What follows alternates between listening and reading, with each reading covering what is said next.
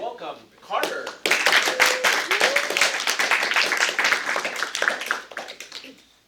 So my explorations project, I know it's pretty hard to understand what I just wrote. It says dungeon map. I know that's pretty hard to understand what that means. So it's a map of a dungeon. Um, so when I was coming up with my idea, I wanted to do something drawing based because that's my elective, and I think that's a requirement. And so originally I was going to do a cityscape because I wanted to do something like kind of just building a world. I think Aaron kind of inspired me because he said he was going to build a world, and I thought, oh yeah, that'd actually be something really fun to do. So I wanted to make like a futuristic looking city.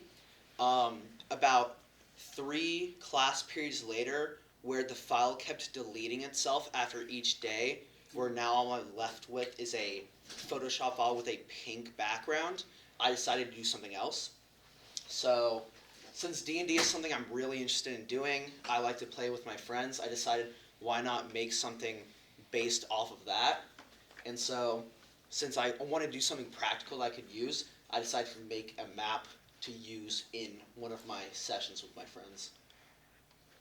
So in terms of research, it doesn't look like that. Don't ever use that for Dungeons and Dragons.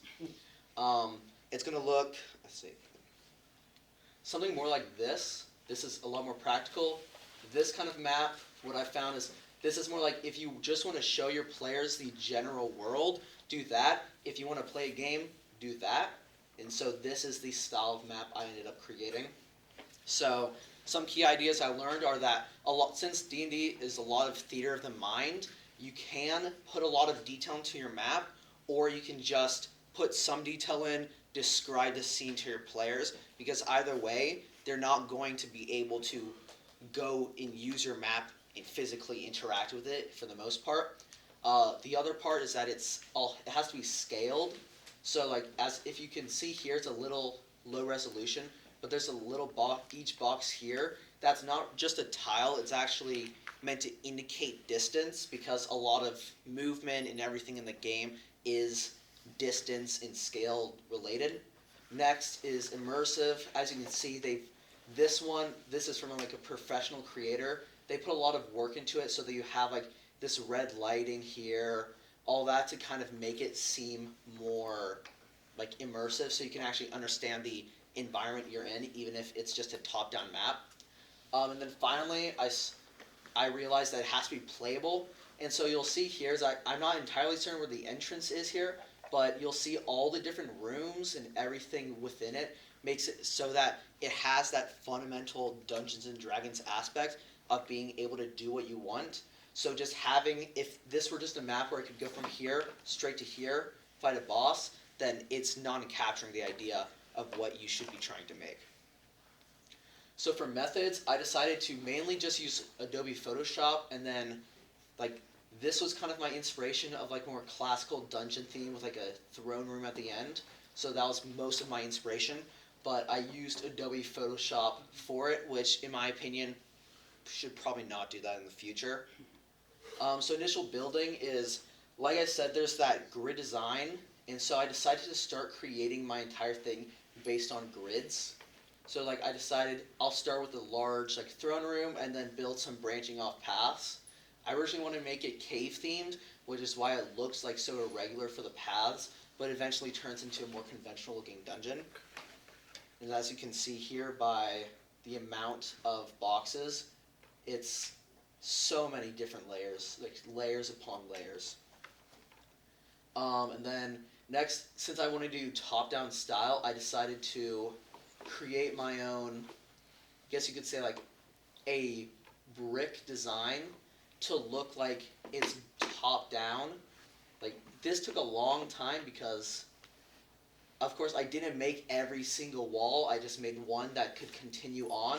But creating all the different like versions, like you have this corner bit, the other kind of corner bit, all together, and then trying to put those together while also making the grid look good, took like probably 80% of the entire process.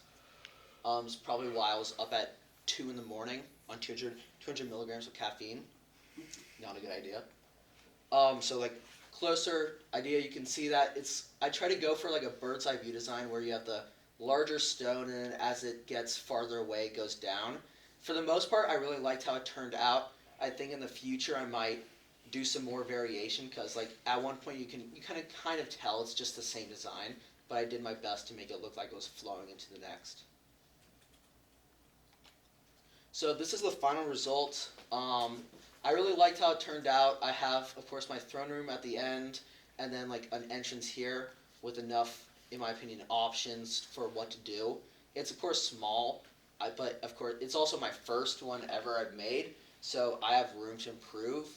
I think I also had to learn how to do like any sort of effects here, which is why, like any kind of lighting, which is why I recommend you just use another software. I think After Effects or Illustrator could have been good for a better lighting effect than what I ended up doing, which is just, I don't even know, I think it's like a blend tool with some other like color. So if I were to keep just in Photoshop, I'd probably just add another color to the lights as well as more lights, because just orange looks a little boring. But overall, I liked how mine turned out. I think my favorite part though is the sword. You can't really tell, but if I was zoomed in, it actually looks pretty cool. So takeaways, skill, I think a lot of it is my lack of skill in just only using Photoshop. I could have probably made it look a lot cooler if I was an absolute mastermind wizard at Photoshop, but I'm not. So again, I should probably have used more softwares like Illustrator or After Effects to make up for that, since I do know how to use some of those maybe a little better. Time, because I tried doing the cityscape first, I basically lost half my time to doing a different project first. I think it probably, compared to this, it probably could have been maybe a few more rooms, better lighting in the end, but I think still this is pretty good. I would probably use this in one of my games. I'll probably make more off of this later, but yeah, again, time. It doesn't take too long. I think my total process on this was 4 or 5 hours. So if you want to make something for a session that you're doing, if you're running a campaign like I am, you can easily make something probably double the size in like a day, especially if you have more skill than I do. Then software, again, Photoshop, it's great, but it's not what you should use only. I think you could even make this in Illustrator, but Photoshop was probably the best software to making most of this, but it's not the only software you should use. Then, yep, that's all I have.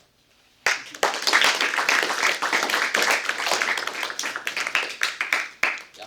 Are you gonna like print it out or put it in any type of program to like use? I've seen people have like big tables that are a full screen that they put stuff on.